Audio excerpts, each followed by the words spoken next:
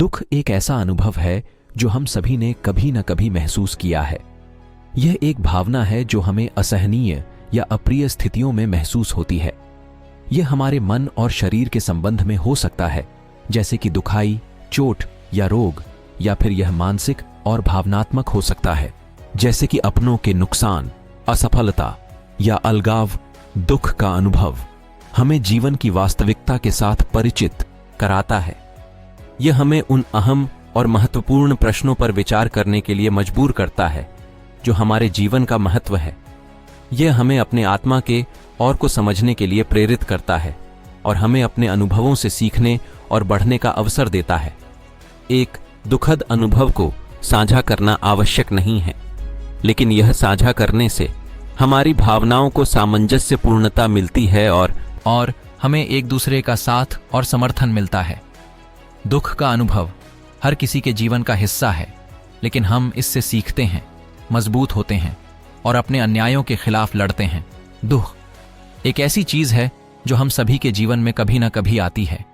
यह एक ऐसी भावना है जो हमें असहाय और उदास कर देती है।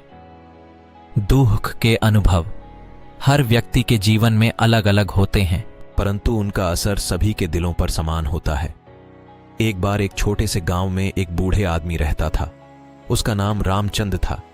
वह गरीब था, परंतु उसके पास एक बड़ा दिल था। वह अपने छोटे से खेत में काम करता और अपने परिवार का ध्यान रखता था।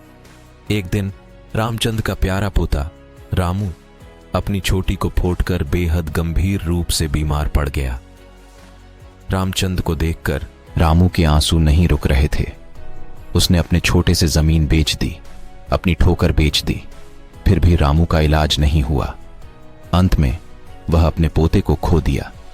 रामचंद के दिल में अब बस दुख ही था। उसका जीवन अब सिर्फ अंधेरे में डूबा हुआ था।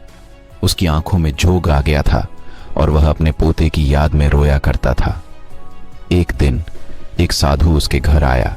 उसने रामचंद को समझाया कि जीवन में दुख से बचना संभव नहीं है, परंतु हम दुख को अपने अंदर कैसे संभालते हैं इस पर हमारा निर्भर करता है। उसने कहा कि जब दुख आए तो हमें उसे स्वीकार करना चाहिए, उसके अंदर डूबने के बजाय।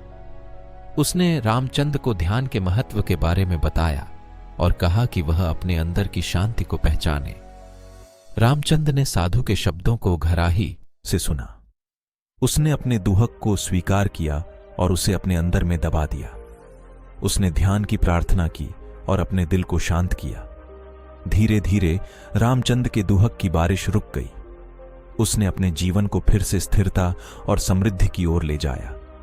उसने अपने पोते की यादों को अपने दिल में संजो लिया, परंतु उसने उनके चले जाने को अपने जीवन का हिस्सा मान लिया।